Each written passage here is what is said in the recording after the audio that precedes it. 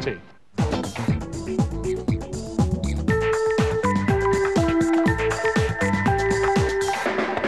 I'm going to warn you, the following program could cause the arrest of every single person in this studio and the banning of this television show for all time from the face of the earth. Well, no, not really.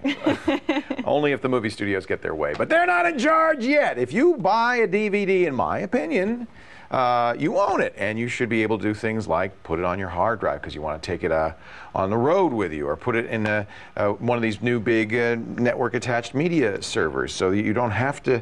Now, because you own it. Now, what we're not going to tell you to do is how to pirate a DVD, how to steal it, how to give copies to your friends. We're not talking about that. We're talking about making a copy of your DVD for archival purposes. Right. Depending on the nation you're watching this in, that could get you arrested. But not this nation, thank goodness. So, Callie Lewis is here. Well, I'm not going to ask you if you do this because you live in one of the nations that can get you arrested for doing this. No, I don't do it. No, and neither do I. Never. Nobody's ever been arrested for this. It's only kind of more theoretically illegal. But people would want to do this, absolutely. Of course. It's completely sensible. You're allowed to take a CD and put the music from your CD on your computer.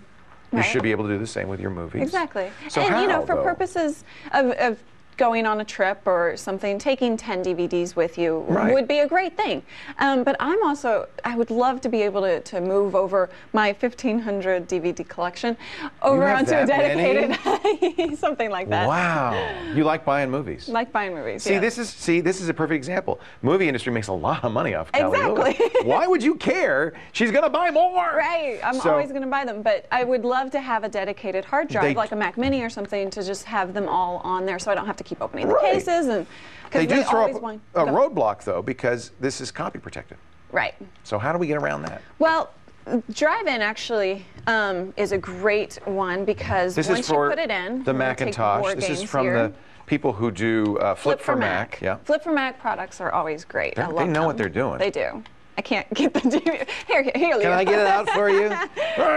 Shall we play a game? There you go. Okay, so when you put in a DVD, we're putting in War Games here. Drive-In is installed, and it should ask me. It's not asking me. It will. It takes a little while for it to notice this. So Drive-In actually comes up and asks. Well, it should ask you if you want to do that. Why does it want to Drive-In? This is what it looks like. Okay.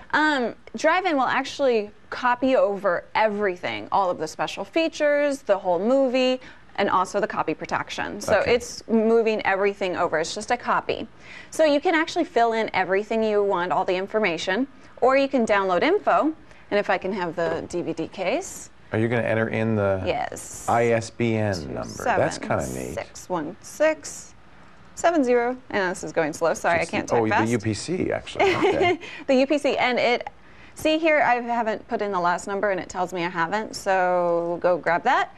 And it downloads all the information from Amazon.com. Oh, that's neat. So I don't have to put in the cover. Exactly. You don't have to enter all the information. This is a quick and easy way to just get all of the information over. And I said, okay. Maybe, did you get the number right? Here, give it to me. I'll read it to you. Make sure we got it right. All right. It's not the ISBN, it's the UPC. The whole thing. It's this one. So 0, starting with the, 027616 705624. 7616. 27616 7056. Okay. 24. It's saying can't connect to the host, but every other time. Oh, you know, we're just having that typical internet problem in here. It's just the internet. Every other time I've done this, it works perfectly. It just pops up with the graphic. So this is, I see why they call it Drive-In. This is really for somebody like you with 1,500 DVDs that wants to make a library on her computer. Exactly. It's perfect. I love this application. And then is this available on? How do I get this? Just go to flipformac.com. Okay. And right as we're taping this, it's in free beta. Oh, that's nice. But when this airs, it should be open, and it's a commercial product. It should be around $50, they say. Okay. Worth it. Go ahead. All right, next product. next product. That's a Mac product, by the way. We'll have some PC products for you. And Handbrake is a great one. It actually is a ripper. Right? I love this.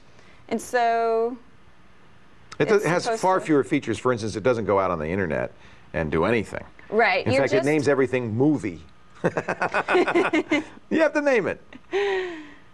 You're ripping the movie over, and so first the hopefully thing it you'll has to do see is it. look at the DVD and see what's on it.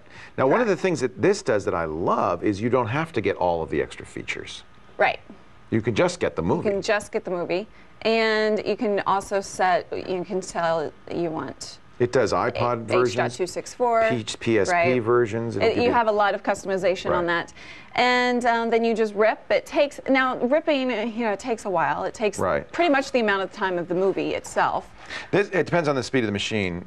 My fastest Mac will do it about twice as fast, which is nice.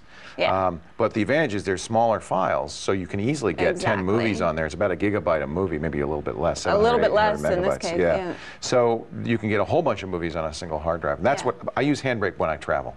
It's great. Yeah, it's perfect. Now, what if you're on a PC? What do you do? If you're on a PC, here's one that's that I'm actually doing right now. It's She's A+ ripping. DVD copy. Okay. And it says in 30 minutes or less. That's the PC there, yeah. Okay. But it's actually taking like a couple of hours. Or Again, that's because the computer has to do the work of converting the file format. Now, Steve, go ahead. Well, Steve Gibson actually uses one called DVD Decryptor. Decryptor is good. And which you is can out of find business. that. Now, what's happening with these companies is the Motion Picture Association tracks them down and takes their firstborn child, which I think is a little bit cold. But no, they track them down and they put them out of business. They sue them. And DVD Decryptor has been sued. There's another one called Shrink to 5, which is pretty good and so far still in business. Yeah. Okay. And DVD Fab is a very good program, still in business. But, you know, sometimes the good news is DVD Decryptor is around and is free. So if you just search, you can find it because they're just not being updated. The company went out of business. Yeah. Sad to say. Some good tips. I do it. You do it. I don't do it. But she doesn't do it in the United States, nor do I. We only do it in Canada. Get all the links you need and more information. Check your local laws before doing this at callforhelptv.com. I think you should, but you're right. We'll be right back with more of your calls. But meanwhile, let's take a look to our crew and see how they're doing before the police come to arrest us all. We'll be right back. What do you want to do here, guys?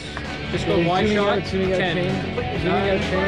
No, I think this is actually should be completely legal to do, and I do it all the time. Everybody, 1.